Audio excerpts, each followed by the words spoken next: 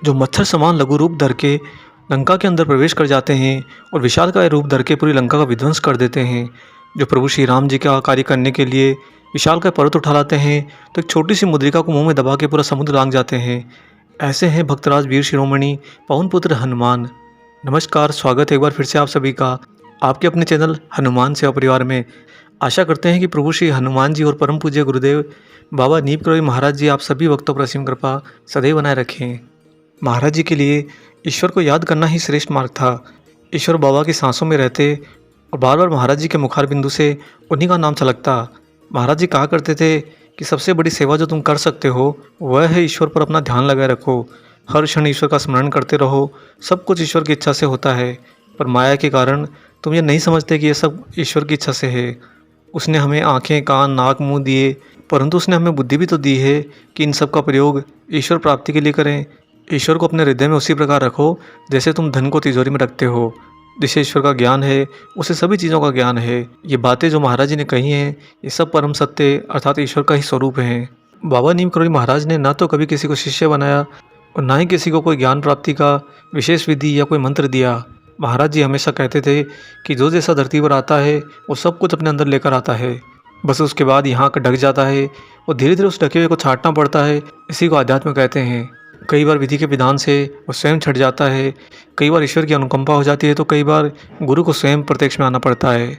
परंतु जिस चीज़ की चेतना पहले से निर्धारित है उसका खिलना तय है। और अगर महाराज जी किसी विशेष विधि को करने के लिए नहीं कहते तो इसका ये कदापि मतलब नहीं कि महाराज जी धार्मिक अनुष्ठानों का अनादर करते थे या उनके खिलाफ थे। बाबा तो सभी धार्मिक अनुष्ठानों का बहुत ही आदर करते थे, बशर्ते कि वे सही तरीके से किए जाएं। क्योंकि अनुष्ठानों को अगर सही तरीके से ना किया जाए तो वे वास्तव में इस प्रकृति के खिलाफ होते हैं। जैसे कि आप कोई हवन करवा रहे हैं और जिन पुजारी को आपने हवन के लिए बुलाया है उन्हें मंत्रों का मतलब ही नहीं पता और ना ही मंत्रों का सही उच्चारण आता है। वह तो बस आपसे दक्षिणा की उपेक्षा में आ जाते हैं और उसके बाद वो कुछ भी मंत्र बोलकर वहाँ से चले जाते हैं और आपको लगता है कि आपका हवन पूर्ण हो गया, परंतु ऐसा नहीं होता।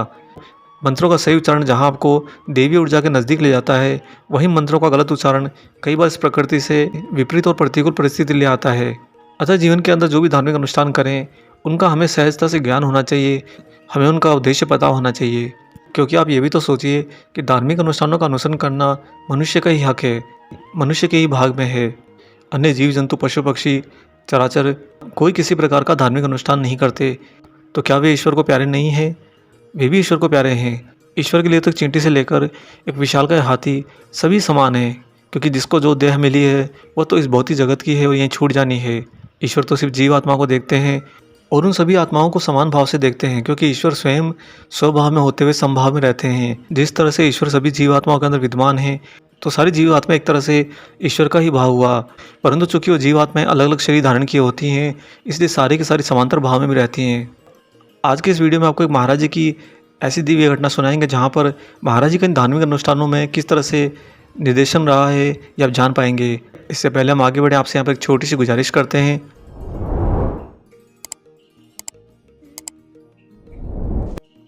अब आइए ले चलते हैं आपको सीधा महाराज जी की इस बहुत ही अलौकिक दिव्य घटना पर।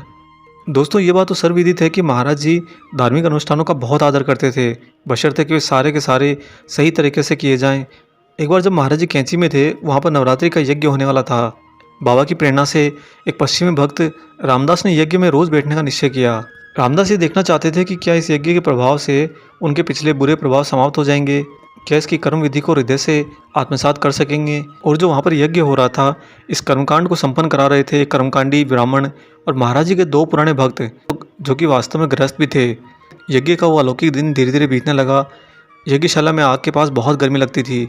लगातार मंत्रोच्चारण, गर्मी, थकान और अंतर को स्पर्श करने वाले भाव तथा उस पूजा को देखने की शक्ति ने कुल मिलाकर रामदास के अंदर भावातिरेक पैदा कर दिया।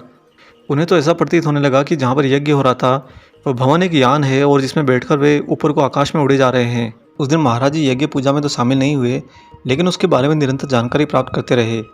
7वें दिन जब रामदास पूरी तरह से समरस हो गए थे, तभी रामदास ने यह देखा कि महाराज जी पूजा में बैठे गृहस्थ को जोर जोर से पुकारने लगे। वह भक्त बीच पूजा में से ही उठकर महाराज जी के पास चला गया। रामदास भी उसके पीछे लग लिए।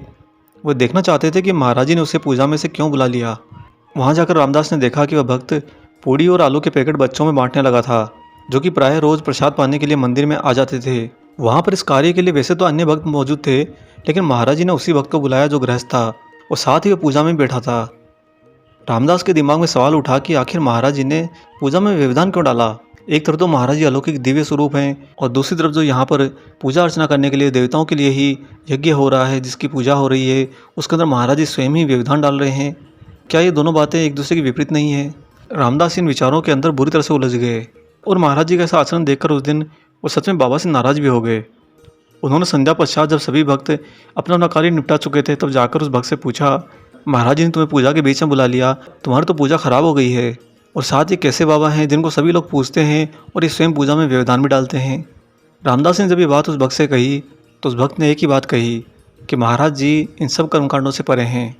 तब रामदास महाराज जी के वास्तविक स्वरूप को समझ गए और पहचान गए कि जो कर्म कांडों से परे हो वही तो कर्म का आधिपत्य रखने वाला और कर्मों को नियंत्रित करने वाला ईश्वर होता है। महाराज जी जो कि स्वयं कर्म कांडों से परे हैं, अर्थात वे स्वयं वही परम ईश्वर हैं जो यहाँ पर आकर मनुष्य के कर्म कांडों को निर्देशित करते हैं और अगर वो भटक जाए तो उन्हें रास्ता भी दिखाते हैं।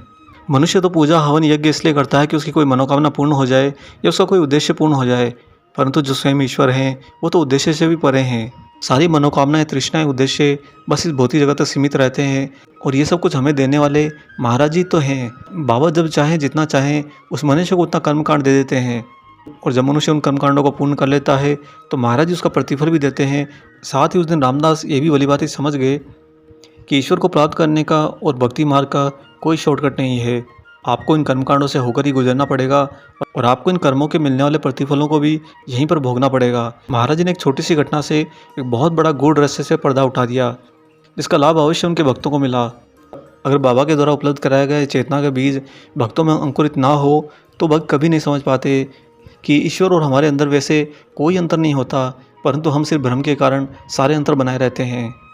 बाबा नीम करोली महाराज जी जिन्होंने अपने ही हनुमत स्वरूप की अद्वैत भक्ति करी और उन भक्तियों में सिद्धियों को सिद्ध किया, उसके बाद में बहुत ही साधारण स्वरूप धर के मानव के बीच में जगत का कल्याण करते रहे और धर्म का प्रचार करते रहे, परंतु कभी भी महाराज जी ने किसी विधि विधान के लिए न तो स्वयं किया और न ही किसी को प्रेरित किया। बाबा जी एक बहुत ही गहन बात कहा करते थे कि जो पूजा करते हैं, यज्ञ करते हैं, हवन करते हैं, वो वहाँ से निकल कर ईश्वर को त्याग देते हैं और माया में लिप्त हो जाते हैं, तो भला उन्हें ईश्वर कैसे मिलेंगे। और दूसरी तरफ एक ऐसा मनुष्य जिसने कोई कर्मकांड ना किए हो या नहीं करता हो, परंतु वह हर क्षण ईश्वर में लीन रहता हो, ईश्वर का स्मरण रखता हो, तो उसे कदापि गलत नहीं कहा जाएगा। जो ईश्वर के अंदर हर क्षण रहता है वह स्वयं ही ईश्वरमय हो जाता है और उसे ईश्वर की सबसे बड़ी विशेष कृपा भी प्राप्त होती है। आप जीवन में ईश्वर के लिए कर्मकांड जरूर कीजिए, परंतु उन कर्मकांडों का हमेशा उद्देश्य और उनका पूरा ज्ञान भी अर्जित करने का प्रयत्न करिए, क्योंकि जब कर्मकांडों का ज्ञान होता है तभी वो कर्मकांड सफलता से सही दिशा में निर्देशित किए जा सकते हैं। आशा करते हैं आज का ये ज्ञान में वीडियो आपको पसंद आया हो। वीडियो अगर अच्छा लगा है तो इसे जाने से पहले लाइक ज़रूर कर दीजिएगा और अगर आपने चैनल को सब्सक्राइब नहीं किया है तो चैनल को सब्सक्राइब भी कर लीजिए। मिलेंगे बहुत जल्दी ही एक और ऐसी दिव्य अंक के साथ। तब तक अपना और अपने माता पिता का संपूर्ण ख्याल रखिए और परम प्रभु श्री राम जी का निरंतर गुणगान करते हुए बाबा हनुमान और बाबा नीम करोली महाराज जी की निस्वार्थ होकर सेवा करते रहिए। जय सिया राम।